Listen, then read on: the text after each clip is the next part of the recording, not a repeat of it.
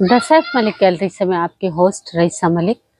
आज मैं बात करूंगी भोपाल का नाम रोशन करने वाली खुशबू खान से, जिन्होंने हॉकी में ओलंपिक खेला, यूथ ओलंपिक्स में सिल्वर मेडल लाए और वर्ल्ड कप भी 2 बार खेल चुके हैं, वर्ल्ड कप भी, और इंडिया को भी रिप्रेजेंट करती हैं आप। तो आपसे बातचीत करके उनकी कुछ खट्टी मीठी यादें और कुछ उनके तजुर्बे जो हैं वो आप तक पहुंचाना चाहती हूँ। तो खुशबू खान जी, आप का ये रुझान हॉकी की तरफ, आपके यहाँ कोई और भी खेलता था या आपने ही इसकी शुरुआत की? नहीं नहीं, मतलब मेरी फैमिली में या कहो पूरे खानदान वगैरह में कोई हॉकी प्लेयर नहीं रहा। मैं एक फर्स्ट इंटरनेशनल हॉकी प्लेयर हूँ। और खानदान के अलावा भी ये है कि मतलब अभी तक भोपाल में गर्ल्स में कोई भी इंटरनेशनल नहीं है मेरे अलावा। मेरी हिस्ट्री क्रिएट है भोपाल में, भोपाल की फर्स्ट इंटरनेशनल हूँ गर्ल्स में। जी। और हॉकी भोपाल से तो मतलब इंटरनेशनल ओलंपियन बॉयज में तो काफी दिए, गर्ल्स में मेरे अलावा अभी तक कोई नहीं है। भोपाल का मतलब आपने? जी, मैं फर्स्ट हूँ। हाँ, गर्ल्स में। तो आपकी स्कूलिंग कहाँ तक है आपके? अभी मेरा कॉलेज चल रहा है। गवर्नमेंट स्कूल से ही मैंने अपनी स्टडी कंप्लीट की है। अभी रिसेंटली जवाहरलाल नेहरू कॉलेज में हूँ मैं जी। और वहीं से स्कूल से ही मतलब थोड़ा सा खेलना स्टार्ट किया। उस टाइम तो मतलब हॉकी वगैरह मुझे इतना पसंद नहीं था जी। मुझे बैडमिंटन और क्रिकेट का ज्यादा शौक था जी। ये लाल परेड में समर कैंप लगते थे जी, बट वहाँ वो मिले नहीं, वो नहीं था जी। पता करवाया कि बैडमिंटन और क्रिकेट, बस हॉकी था। उन्होंने कहा ट्राई करके देखो समर कैंप तक के लिए, बट फिर भी मैंने कहा नहीं। फिर एंड टाइम पर मैं चली गई।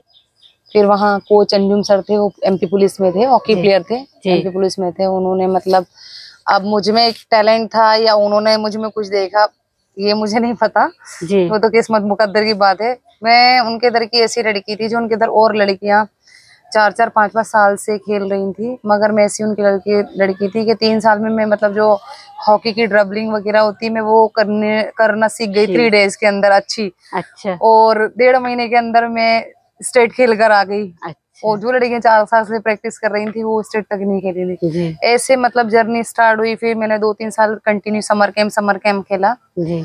उसके बाद यहाँ ग्राउंड नहीं था मतलब रेगुलर करने के लिए जी। तो टीटी नगर में हम चले गए। टीटी नगर में प्रैक्टिस कराते थे, तो वहाँ फिर ये होने लगा कि मतलब वो फुटबॉल ग्राउंड भी था अंदर ही, मर्ज था, एथलेटिक्स भी था। तो वो पार्टीशन करके आधे में हॉकी वाले खेलते थे, आधे में फुटबॉल वाले। और फिर ये हुआ कि हमारी बॉल एकदम ट्रैक पर चली जाती थी, तो वो स्प्रिंटर एकदम नहीं रुक पाते जी।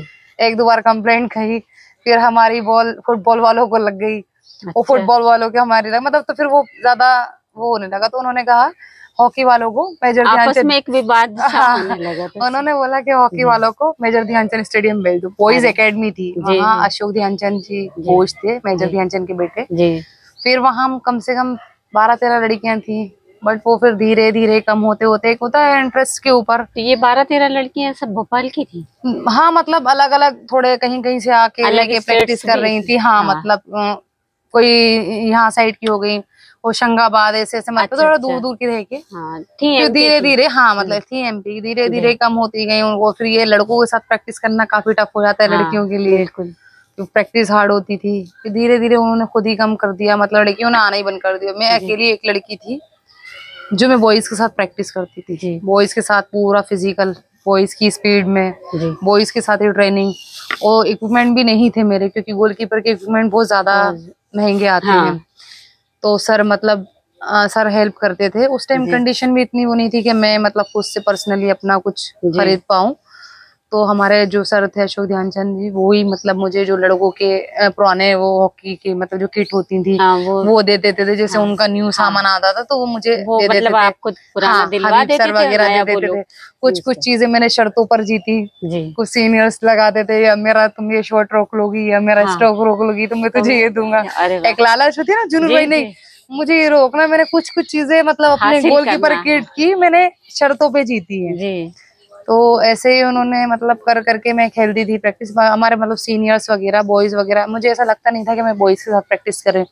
मतलब छोटी बहन की तरह ट्रीट करना, सब बहुत अच्छे से रखते थे। बहुत अच्छे वातावरण में, बहुत अच्छे माहौल में आप वो मतलब ये नहीं था कि मैं उनको भी ये नहीं लगता था कि एक लड़की हमारे साथ ट्रेनिंग कर रही है, नहीं होता लड़की आगे पीछे रह के। हबीब सर थे, लोकेश सर थे, मतलब एक ये भी होता है कोच से भी फर्क पड़ता है, बहुत फर्क पड़ता है। कोच नहीं सपोर्ट करेगा, अकेली लड़की इतने लड़कों में प्रैक्टिस, अब वहाँ 100-200 लड़के अकेली में लड़की प्रैक्टिस कर रहे हैं, बहुत फर्क पड़ता है। तो बस मेरे से ट्रेनिंग करती थी मैं, पूरी रनिंग लड़कों के साथ आगे, मुझे आगे दौड़ाते थे सर। मतलब 2 की रो बनती थी बट मुझे 3 में दौड़ाते थे। पूरा फिजिकल करना, मतलब मेरा ऐसा था कि मैं लड़कियों में खेलती थी तो मेरा गेम लड़कों के अकॉर्डिंग लड़कियों में बहुत अच्छा दिखता था। लड़कों में प्रैक्टिस करने से ये बेनिफिट था कि लड़कियों में मेरे लिए इजी था। फिर 2015 में मैंने मतलब जो एक्चुअल हॉकी होती है वो वहीं से स्टार्ट करी, मेजर ध्यानचंद से।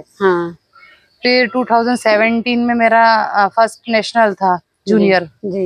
उससे पहले मैं सब जूनियर सीनियर ही खेली थी। क्योंकि उस टाइम मतलब सीनियर की बहुत ज्यादा वैल्यू होती थी। वो मैं फर्स्ट ऐसी गर्ल्स थी जो मैं एक साल में 3 नेशनल खेलती थी कंटिन्यू। लोग एक एक खेल पाते थे बट मेरा गेम ऐसा था कि मुझे एक साल में मैं 3 नेशनल, सब नेशनल में खेलती थी। उस टाइम अलग अलग डेट आती थी तो एज ऐसी थी मेरी सब जूनियर की। तो नेशनल में आपको अलग अलग शहरों में जाना पड़ता? हाँ, अलग अलग शहरों में होता था। वो हॉकी इंडिया की तरफ से डिसाइड होता था किसका कहाँ हो रहा है, मतलब तो वैसा। और उस टाइम ऐसा था कि सब टूर्नामेंटों की डेट अलग होती थी तो एक प्लेयर आराम से खेल सकता है। अब ऐसा हो गया कि सेम डेटों पर होती है कि एक प्लेयर 3 नेशनल एक साल में नहीं खेल सकता जिसकी सब जूनियर की एज है। वाकई एज कैटेगरी होती है, जूनियर की एज वाला सीनियर खेल सकता है बट सब जूनियर नहीं खेल सकता। सीनियर वाला फिर सीनियर ही खेल सकता है ऐसा। तो मैं ऐसे खेलती थी। मगर 2017 में मैंने फर्स्ट नेशनल भोपाल में ही हुआ था, वो खेला। और जूनियर नेशनल ही खेला था फर्स्ट मैंने उस टाइम। उसके अलावा मैंने सीनियर सब जूनियर खेले थे। तो फर्स्ट जूनियर नेशनल में ही मेरा मतलब सिलेक्शन हुआ था इंडिया टीम के लिए। तो उस टाइम मतलब मुझे ये भी नहीं पता था कि इंडिया टीम क्या है। मुझे नहीं पता था, बस मुझे ये लगा सीनियर सिलेक्टर नहीं, सीनियर सिलेक्टर मैं बहुत अच्छा खेली थी। प्लेयर ऑफ द टूर्नामेंट थी। सीनियर सिलेक्टर्स वगैरह आए थे, मुझे नहीं पता लाइनअप थी। उन्होंने बोला कि भाई वेल प्लेड गोलकीपर ये वो। मैंने कहा शायद मैं अच्छा खेलूं इसलिए बोल रहे हैं। फर्स्ट मैच हमारा उड़ीसा था, हम लूज किया हमने 2-0 से। 2-1 आई थिंक 2-1 स्कोर था, हमने लूज किया। मगर मैं बहुत अच्छा खेली थी उस टाइम। उड़ीसा वगैरह की टीम ये बहुत अच्छी हुआ करती थी, हरियाणा, उड़ीसा, पंजाब बहुत ज्यादा अच्छी हुआ करती थी। सेकंड मैच हमारा था हरियाणा से। अच्छा। और हरियाणा में उस टाइम प्लेइंग 11 पूरी 11 लड़कियां इंडिया कैंप पर थी जो इंडिया टूर करी हुई है, जो इंडिया कैंप में थी।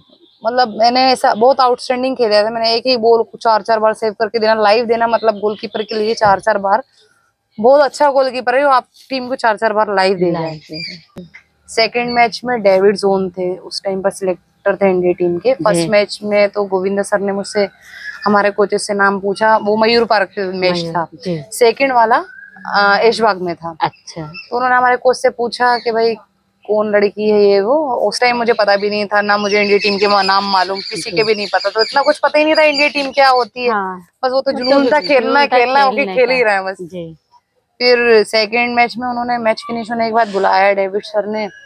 तो मतलब उन्होंने मुझससे पूछा किट साइज, शू साइज वगैरह। तो मैंने सोचा शायद मैं अच्छा खेल हूँ, किट विट देंगे। हाँ, मुझे बस इतना पता था। उन्होंने लैपटॉप पे फीड किया नाम वगैरह कि भाई ये है ये। फिर उन्होंने ऐसे करके सब लिया। उसके बाद मैंने सोचा शायद मैं अच्छा खेली इसलिए किट विट वगैरह देंगे मुझे गिफ्ट में। फिर ऐसे ही हुआ, टूर्नामेंट खत्म हुआ, बहुत अच्छा खेली थी। फिर मेरी किट बहुत खराब हो रही थी, पूरी फट गई थी। तो लड़कों में खेलती थी तो मतलब मेरे डेली का ऐसा था कि 6-7 नील तो मेरे डेली के आना है कंपलसरी। मतलब मेरे पैर ऐसे नीले ही रहते थे एवरी डे आपको कहीं ना कहीं, क्योंकि लड़कों की हार्ड होती है। और मैं गोलकीपर, और ये नहीं सोच के मारते थे कि लड़की खड़ी। वो तो अपनी प्रैक्टिस लड़कों के हिसाब से कराते थे कि स्ट्रॉन्ग तभी बनेगी, तब इसको लगेगी थोड़ी डर निकलेगा लड़कों में खेल। 3-3, 6-6 नील डेली आते थे। फिर मैं सर के पास गई, सर मुझे किट चाहिए। सर ने मुझसे बोला तेरा कैंप में नाम आ जाएगा तो मैं तुझे न्यू टीके की किट दे दूंगी। उस टाइम टीके की किट की कॉस्टली 50,000 के करीब थी। अच्छा। ये तुझे न्यू किट दे दूंगी। हबीब सर ने मुझसे बोला तेरा कैंप में नाम आ गया तो मैं तुझे न्यू किट दे दूंगा। मैंने कहा सर ये कैंप में नाम क्या होता है? फिर ऐसे ही हमारे एक सीनियर थे इकराम भाई वगैरह, वो खड़े थे ऐसे, तो उन्होंने बताया ऐसे ऐसा इंडिया टीम होता है। उनको पता था शायद मेरा सिलेक्शन है, बट मुझे नहीं पता। तेरा कैंप में नाम आ गया तो मैं तुझे किट दे दूंगा। नहीं ऐसा ऐसा। तो मैंने कहा ठीक है सर। ऐसे ही मैं बात करके गई, मैंने कहा ठीक है सर। 2-4 दिन हुए तो हमारे सेक्रेटरी का फोन आ गया जलाल सर का कि भाई खुशबू तुम्हारा ऐसे ऐसे गेम में नाम आया है, तुम्हें जाना है। अच्छा। मैं सेकंड डे गई, बहुत एक्साइटेड, सर मेरा नाम आ गया, अब तो दे दो आप किट। मुझे नहीं पता कहाँ इंडिया टीम में जा रहा है नहीं, मुझे सर अब तो आपने कहा था क्या गेम में नाम आ जाए, मैंने कहा अब तो आप मुझे किट दे दो। फिर उन्होंने बोला क्या हाँ हाँ ठीक है। फिर हमारे सीनियर खड़े थे, उन्होंने बोला इकराम भाई ने कि सर आप इसको मेरी मतलब 1 ही साल पहनी हुई है ओबीओ की किट दे दो, उससे मतलब गेम में अच्छा इफेक्ट पड़ता है गोलकीपर किट से, जितनी अच्छी किट होती है अलग इंप्रेशन पड़ता है। आप पीके किट दोगे उसका रिबाउंड वगैरह भी अलग होता है, और ओबीओ का रिबाउंड, ओबीओ और ज्यादा कॉस्टली थी उस टाइम, 3-4 लाख रुपए की किट। तो कहने लगे आप बोल दे दो। फिर उन्होंने मुझे इकराम भाई की किट दी, हमारा कैंप लगा, 60 बच्चे सिलेक्ट हुए थे, उसमें से उस टाइम 33 प्लेयर सिलेक्ट होते थे जी। तो 33 में 3 गोलकीपर 30 प्लेयर जी। फिर मेरा 33 में भी नाम आया, 60 में से 33 में आया, कोर ग्रुप बना ऐसे जी। तो उसके बाद से जो जर्नी स्टार्ट हुई, फिर टूर्नामेंट्स कंटिन्यू। फिर मैंने 17 में एक उसका क्वालिफाई खेला, 18 में लखनऊ में ही था उसका एक टेस्ट सीरीज मैच जी। 17 में, 18 में यूथ ओलंपिक का कैंप लगा था हमारा आगरा में। अच्छा। 2018 में यूथ ओलंपिक हुआ अर्जेंटीना में जी। वहाँ हमारा सिल्वर मेडल रहा। उसके बाद कंटिन्यू जर्नी चली, तो 2021 और 22 का वर्ल्ड कप खेला मैंने। उसके बाद रिसेंटली 23 में वर्ल्ड कप खेला। उसके अलावा कई साइड टूर है, सब में मेडल्स वगैरह हैं, सिल्वर गोल्ड सिल्वर ऐसा गोल्ड सब में मेडल हैं कंटिन्यू। फिर अभी रिसेंटली 2023 में स्टेट अवार्ड मिला एकलव्य मुझे। एकलव्य कभी मिला आपको? हाँ अभी 23 में मिला। 23 हाँ एकलव्य अवार्ड मिला था। स्टेट अवार्ड होता है सीएम ने, सीएम देते हैं वो, मतलब जो बहुत अच्छा मध्य प्रदेश में से अच्छी वो उसके पूरे काउंट होते हैं इंटरनेशनल मेडल्स के, उस पे पॉइंट पर वो सिलेक्शन होता है। कौन थे उस टाइम आपको? शिवराज सिंह चौहान। अच्छा चौहान साहब हाँ जी। तो उन्होंने दिया था जी। और अभी रिसेंटली इंदौर में था, वो भी स्टेट अवार्ड था। तो जल मंत्री हैं जी तुलसीराम जी जी और सलावट जी, तुलसी सलावट जी, तुलसी सलावट जी जी। उन्होंने अभी रिसेंटली मुझे अभी जुलाई में ही मिला है 24 को जी। वहां से स्टेट अवार्ड मिला था जी। और इसके अलावा भी नेशनल टाइम्स अवार्ड और कई अवार्ड्स हैं। हाँ। बेस्ट गोलकीपर है, हर टूर्नामेंट में बेस्ट गोलकीपर रहता था। मतलब ऐसे काफी मैंने काफी लंबी मतलब जर्नी अपनी की है इंडिया टीम में। मुझे 1 साल कंटिन्यू हो गए थे जी। अभी बीच में थोड़ा ब्रेकडाउन लग गया था, मेरी मदर की हेल्थ थोड़ी सी प्रॉब्लम था। अच्छा। तो मैं सीनियर नेशनल नहीं खेली थी, नहीं तभी मैं सीनियर टीम में होती। अभी भी आप हॉस्टल में? हाँ अभी मैं एनसीओ में हूँ। ये एक्सीलेंसी है जो मतलब इंटरनेशनल प्लेयर्स होते हैं जी। हॉकी इंडिया ने और ये खेलो इंडिया ने ऐसा वो मर्ज करके रखा है जी। कि अब प्लेयर वेस्ट ना हो, कि मतलब पहले ऐसा था कैंप से निकल गए हर अब 30 प्लेयर जूनियर्स में 33 वो पूरे के पूरे सीनियर में नहीं जा सकते, कुछ प्लेयर ही सीनियर में जाएंगे वो बाकी फिर वेस्ट होते थे कहाँ, घर जाके फिर इतना प्रैक्टिस नहीं हो पाती थी। अब ये है क्या वो मतलब वो डिस्ट्रीब्यूट कर देते हैं, 5-6 एनसीओ के सेंटर चल रहे हैं जी। बैंगलोर टॉप है तो वहाँ कैंप ही लगते हैं, दिल्ली हो गए, भोपाल हो गए, कोलकाता, मुंबई जी, लखनऊ, इसमें डिस्ट्रीब्यूट कर देते हैं प्लेयर्स सीट के अकॉर्डिंग किस सेंटर में कितनी है। अच्छा। तो इससे ये है प्लेयर का बेनिफिट है जी कि प्लेयर्स खराब नहीं होता। फिर उससे यही होता है कि खेलो इंडिया स्कीम से भी सीनियर के लिए वो करते हैं, अगर जो जूनियर बच्चा है उसके लिए जूनियर कैंप के लिए उसमें से ही सिलेक्शन होते हैं, तो ये बेनिफिट है कि बच्चा खराब नहीं होता। अच्छा। आप 2 वर्ल्ड भी खेले हैं आप लोग? जी 2 वर्ल्ड कप भी खेले हैं आप, तो वहाँ से आपको क्या हो रहा? हाँ एक में हमारा 2022 वाले में हमारी 4th पोजीशन थी जी। और रिसेंटली 23 वाले में हमारी 9th पोजीशन फिनिश की थी हमने, क्योंकि उस टाइम तो हमारा सेट बेच था 22 में जी। उसके बाद हमारा बैच चेंज हुआ था तो जूनियर बच्चे थे तो हमारा मतलब फिर वो सेट होने में भी थोड़ा सा अब वो बच्चे उस टाइम थे, अब जो 25 में वर्ल्ड कप होगा तो शायद ये बहुत अच्छा परफॉर्मेंस ला सकेंगे अच्छा क्योंकि अब सेट हो गए। उस टाइम नहीं बच्चे थे हमारा जी। और 22 वाला हमारा सेट बेस था जी। वो हम शूट आउट में हार गए थे, नहीं तो हमारा ब्रॉन्ज पक्का था वर्ल्ड कप में, थोड़ा मिस हो गया। तो अच्छा ये यूथ ओलंपिक आपने कहाँ खेला है? अर्जेंटीना में खेला था। तो वहाँ से आप रनर भी रहे, सिल्वर? हाँ सिल्वर जी। तो वहाँ से जब वहाँ से आने के बाद सीएम वहाँ गए थे, पीएम हाउस गए थे हम लोग। अच्छा। हाँ नरेंद्र मोदी जी से हमारी लोगों का क्या रिस्पॉन्स रहा? लोगों का बहुत मतलब वो है, सबकी मेंटालिटी अलग है, लड़कियों को लेके खास तौर के जी। मतलब जब मैंने खेलना स्टार्ट करा तो मतलब मेरे फादर को भी ये बोला गया भाई लड़की है आप इसको क्यों भेज रहे हैं, शादी करिए, मतलब लड़कियों का निकलना वो नहीं है, मतलब बहुत नेगेटिव बातें भी हुई जी। मगर हमारी मदर ने ये बोला कि नहीं भाई मैं तो अपनी लड़की को खिलाऊंगी, कोई कुछ भी बोले। फिर थोड़ा ऐसा भी हुआ कि मतलब घर में मन भी हुई कि नहीं वो पापा कह रहे नहीं खेलेगी, मदर कह रही खेलेंगे। थोड़ा सा दोनों का वो भी हुआ, मगर हमारी मदर ने मतलब ये कि नहीं मैं तो खिलाऊंगी, कोई कुछ भी बोले, कोई कुछ भी मुझे मेरी लड़की पे ट्रस्ट है, मैं खिलाऊंगी। फिर आज ये है ना क्या बच्चों को माँ बाप के नाम से जाना जाता है, बिल्कुल, बट आज के टाइम भी ये है कि मेरे पेरेंट्स को मेरे नाम से जाना जा रहा है, तो उनको भी बहुत प्राउड फील होता है क्या नहीं भाई खुशबू के पापा जा रहे हैं। हमें ये है क्या भाई शब्बी भाई की लड़की जा रही है खुशबू। अब ये नहीं बोलते लोग, ये बोलते हैं कि भाई खुशबू के पापा जा रहे हैं, खुशबू की अम्मी जा रही है, खुशबू के भाई फैमिली मेंबर, ऐसा ये पेरेंट्स के लिए ऐसा मतलब अब ये उनको ये होता है कि नहीं भाई मेरी लड़की के नाम से हम जाने जाते हैं।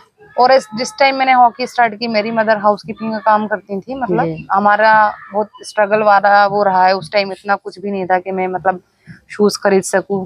ये मसरूल भाई थे, हाजी भाई, उनकी तरह मैं मदर काम करती थी, तो उन्होंने मतलब जब मैं स्टार्ट किया था तो फर्स्ट शूज मेरे और फर्स्ट ट्रैक सूट उन्होंने ही मुझे दिलवाया था, पूरी स्पोर्ट्स किट। और एक अच्छे भाई करके थे, वो हॉकी प्लेयर थे और शायद बिजली विभाग में भी थे, तो वो आते थे हमारे घर रीडिंग लेने, यही घर था हमारा। तो उनकी वो भी ऐसी मतलब नॉर्मली प्रैक्टिस करने आते थे। उन्होंने स्टिक दे दी, ऐसे कर करके प्रैक्टिस करने के लिए उनकी स्टिक लेके खेल ली। किसी ने पुराने जमाने की ध्यानचंद के टाइम की हॉकी चलती थी, बिल्कुल फुल ब्लेड वाली खुली हुई, किसी ने वो दे दी। ऐसे मैं प्रैक्टिस करती थी कि भाई थोड़ा थोड़ा लेके किसी से, तो ऐसे सामान दे देते थे सब, बाकी वो करती थी। ऐसे चालू हुआ, मतलब ऐसा था कि मेरे पास यहाँ से टीटी नगर स्टेडियम जाने के लिए भी पैसे नहीं होते थे। 5 रुपए लगते थे उस टाइम। यहाँ लाल परेड से बैठो तो न्यू मार्केट छोड़ देता था। मैं स्कूल से ही निकलती थी पैदल, चेंज किया 2 बजे। हमारी प्रिंसिपल अच्छी थी, उन्होंने मुझे परमिशन दे के रखी थी। हमारा गेम पीरियड रहता था उसके बाद 2 के बाद, बैग में रख के ले जाती थी सब, सुबह आती थी 5 बजे में निकल जाती थी यहाँ से। 11 बजे प्रैक्टिस करके आती थी, नहाया वगैरह, मैंने ड्रेस पहनी, 12 बजे में स्कूल चली गई और उसी में रखा।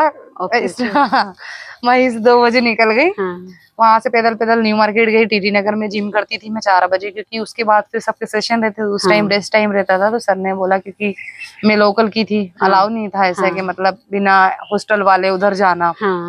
फिर सर ने बोला था क्या मेरा नाम बता देना, चली जाया करना। लेकिन 4 बजे आपको बहुत सपोर्ट करके मोटिवेट किया, हाँ वो जिम करती थी, वहां से जिम करके फिर वहां से 5 बजे निकलती थी तो मयूर पार्क स्टेडियम, फिर रात में मैं 8 बजे आती थी। मतलब टोटल 15-16 किलोमीटर मेरा पैदल चलना होता था। आपके ओलंपिक से लौटने के बाद की अपनी बात अधूरी रह गई थी, मैंने बीच में बात कर ली थी आपसे। मतलब उस टाइम तो हाँ ठीक है, सबको लग रहा चलो खेल ली, मतलब ऐसे ही कि हाँ चलो, जो लोग मतलब बैक बाइट करते थे ना वो भी बोले अरे नहीं बहुत अच्छी बात है, आपकी लड़की यहाँ खेली आई, वहाँ खेली आई, ऐसा वैसा। मतलब फिर थोड़ा सा इंसान, ये बात सही है, जब इंसान सक्सेस करता है तो सब अच्छा बोलते हैं, जब डाउनफॉल आता है तो फिर जो नहीं भी बोलता वो भी बोलने लगता है। तो मतलब मेरी लाइफ का दोनों ही एक्सपीरियंस मेरे साथ हुए हैं।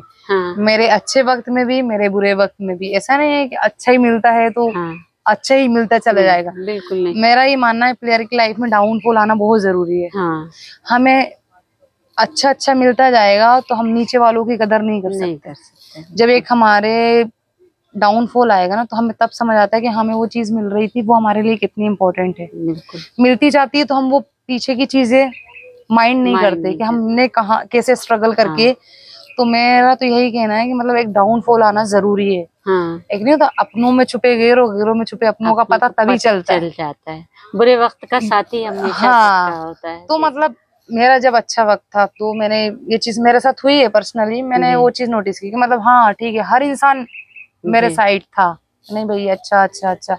जब मेरा बुरा वक्त आया तो मतलब नहीं होता कि 1000 में मेरे पास 100 मुश्किल से लोग होंगे। पहले 1000 थे, अब बुरे वक्त में 100 लोग। वक्त मीन्स मतलब एक डाउनफॉल आता है, जैसे अभी मेरा चल ही रहा है, बोल लो आप एक तरीके से कि मैं जैसे किसी घर की सिचुएशन की वजह से अभी मैं नहीं खेली।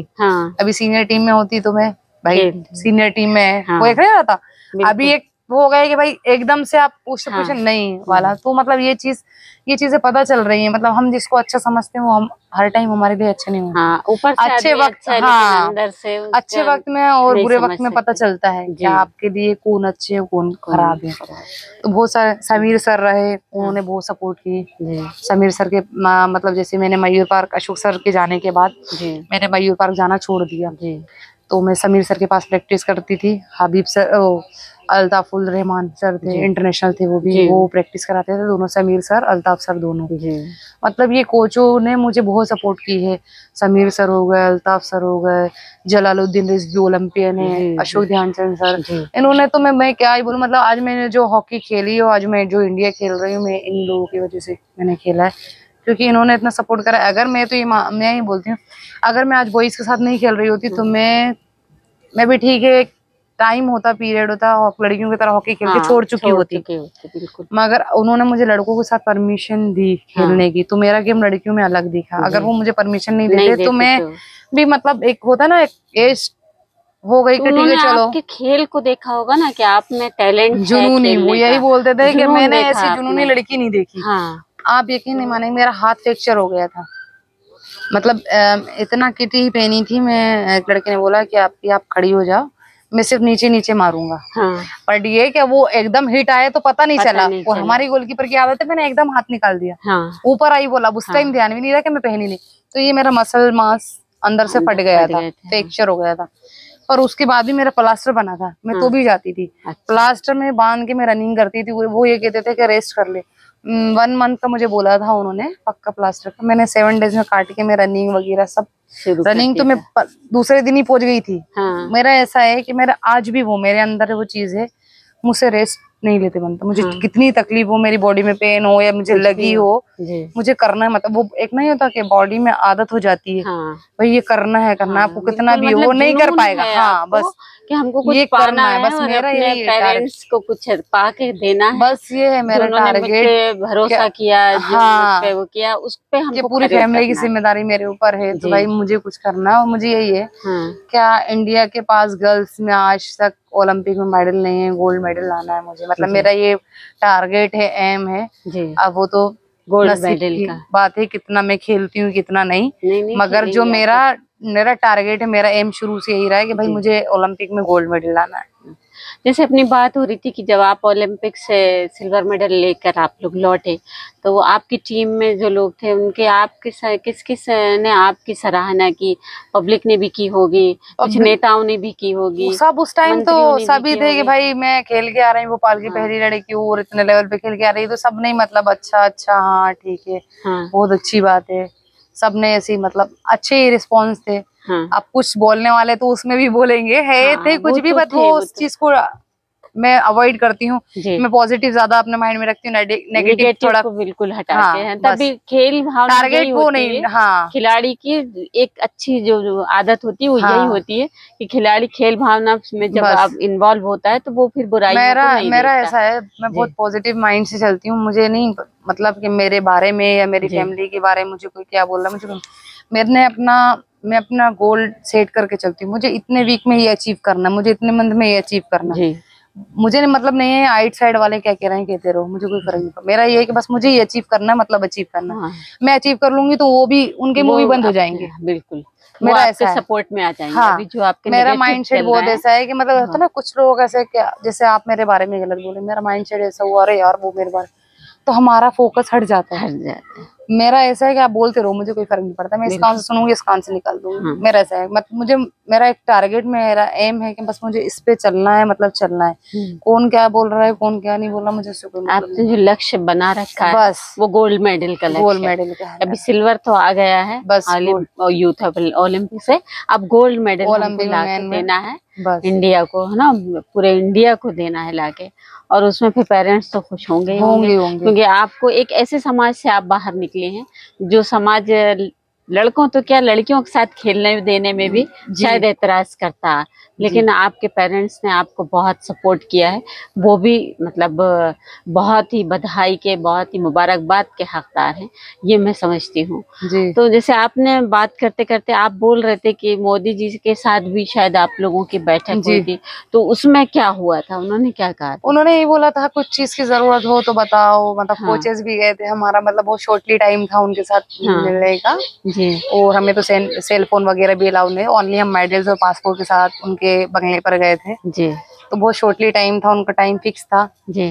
तो मतलब बात हुई उनसे, क्या चाहिए, क्या चीज की कमी है बताओ, और गेम कैसा रहा और क्या अच्छा कर सकते, मतलब उन्होंने खेल के रिलेटेड ही बात की जी। और उन्होंने बोला कि मतलब कोच के साथ आए हो, मतलब बहुत फ्रेंकली बात की कि मतलब कोच के साथ आए हो, कोच ने तो कुछ नहीं डरा के तो नहीं लाए, मतलब अच्छा। नहीं सर ऐसा कुछ नहीं है, मतलब फिर उन्होंने पूछा क्या क्या हम और बेहतर कर सकते हैं, तो बताया आप लोगों ने? हम लोग की जो नीड थी सर वाकई तो मतलब सब कुछ अच्छा ही है ऐसा, हमारा बस हम ऐसे मिस कर गए गोल्ड से, जो हमारी कमियां रह गई, जो हमसे मिस पॉइंट हो गए, तो बोलने लगे कोई नहीं, नेक्स्ट टाइम उसको गोल्ड में कन्वर्ट करना है, ऐसा मोटिवेट किया उन्होंने, मतलब बस। और उसके बाद हम अशोक होटल में हमारा फंक्शन था, उसके बाद हम वापस दिल्ली में फंक्शन हुआ, उसके बाद वापस घर आ गए थे अपने साथ। तो यहाँ मध्य प्रदेश आने के बाद क्या रहा? मध्य प्रदेश आने के यहाँ घर साइड ही थोड़ा सा वेलकम वगैरह हुआ। अच्छा, यहाँ पूरे मोहल्ले से, मतलब मंत्री सीएम इन्होंने कुछ आपको? नहीं, उनके तरफ से तो मतलब ऐसा कुछ नहीं हुआ, मतलब घर वालों की तरफ से मोहल्ले थोड़ा सा, मतलब भाई मेडल लेके थोड़ा सा पूरे मोहल्ले वगैरह में पूरे सब लोगों को पता चले कि भाई लड़की बड़ा नाम करके आए पूरे में, तो हमने देखा ना आपके नाम से लोग आपको पहचान रहे हैं, बहुत बड़ी बात है। तो अभी स्कूलिंग आपकी चल रही है या आपकी कंप्लीट? नहीं चल रही है, कॉलेज चल रहा है। क्या कॉलेज में क्या कर रहे हैं? बस बीपीएस। इसमें फिर और आगे कितने कहाँ तक पढ़ने का इरादा है? वो बैचलर ऑफ स्पोर्ट्स एजुकेशन का है, मतलब आगे अगर आपको इन फ्यूचर अगर आपको टीचिंग लेवल पे जाना है कुछ ऐसा कोचिंग में उस टाइप का, वो तो कर रहे हैं कंटिन्यू, बाकी जॉब वगैरह। तो जॉब के लिए कहीं से कोई ऐसा ऑफर मैंने पोस्टल में किया, अप्लाई किया था मेरा, पोस्टल में हुआ भी था, एमपी पोस्टल में ज्वाइनिंग होनी बाकी मेरी। अच्छा जी, मतलब उनके तरफ से ऑफर आया या आपने? नहीं, वो वैकेंसीज निकलती हैं तो मतलब पूरे एमपी में से मेरा ही सिलेक्शन हुआ था, गर्ल्स बॉयज में एक ही वैकेंसी थी। तो किस उस पे हुआ था? एमटीएस में हुआ। तो ये खेल के हिसाब से लिया आपको? खेल के हिसाब से लिया। अभी ज्वाइनिंग वगैरह नहीं हुई है मेरी, अभी चल रहा है, बाकी और अलग रेलवे वगैरह में भी ट्राई कर रही हूँ मैं, फॉर्म्स निकलते हैं उसमें भी भर रही हूँ।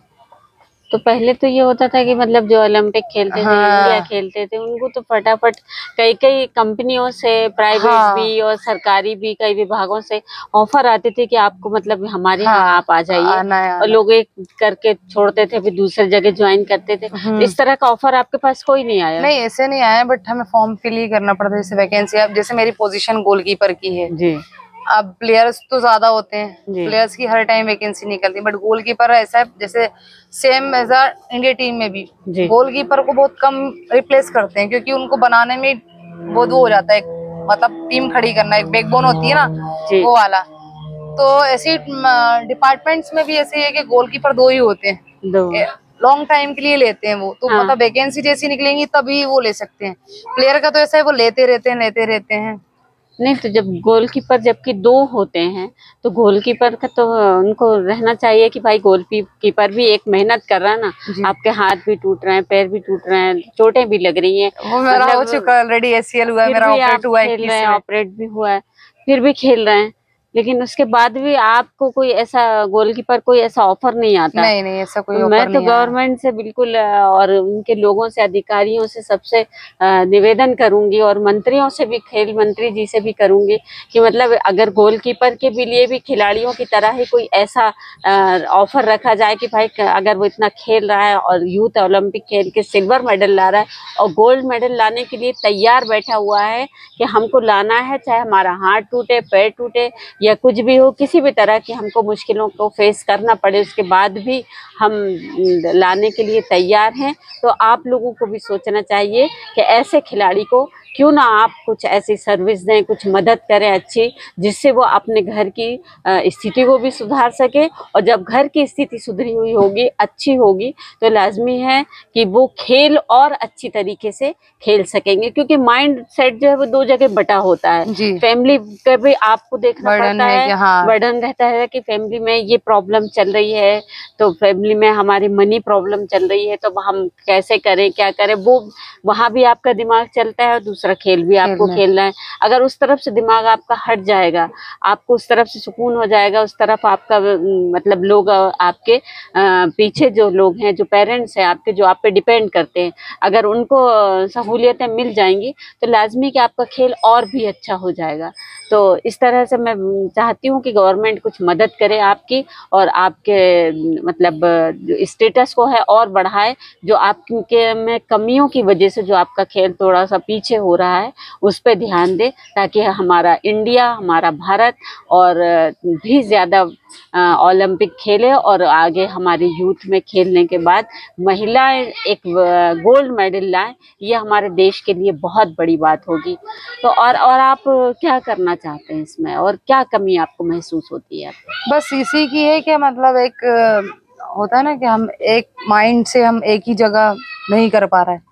अब वो ये फैमिली भी जरूरी है, स्पोर्ट्स भी जरूरी है, मगर अब जाहिर सी बात है फैमिली में प्रॉब्लम होगी तो फुल 100% हम ग्राउंड में नहीं दे पाएंगे। हम कितनी भी कोशिश करेंगे, हम माइंड को थोड़ा वो कर लेंगे, बट बॉडी भी उसी हमारे माइंड के अकॉर्डिंग ही रिएक्ट करती है। तो बस ये है कि मतलब थोड़ा सा यहाँ से फैमिली का थोड़ा रिलीफ मिलेगा तो 100% मैं वहाँ दे पाऊंगी। बिल्कुल, मतलब आपको रहने की उसकी जगह भी अच्छी होना चाहिए, ताकि जब आप हॉस्टल से घर आए तो आपको एक अच्छा माहौल मिले और आपको लगे कि नहीं, हमारे सब लोग, हमारे आसपास के लोग अच्छे से रह रहे हैं, तो हम अपना पूरा 100% खेल में ही दे सकें।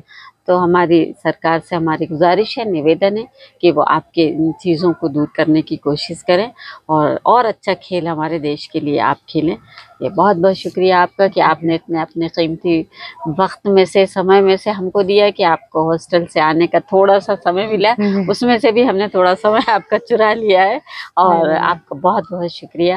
और आप और खेलो, और आपका जो एम है कि आप गोल्ड मेडल लाएं, आप आगे जाके गोल्ड मेडल ही लेकर आए, ये हमारी आपके लिए दुआएं हैं। Thank you so much.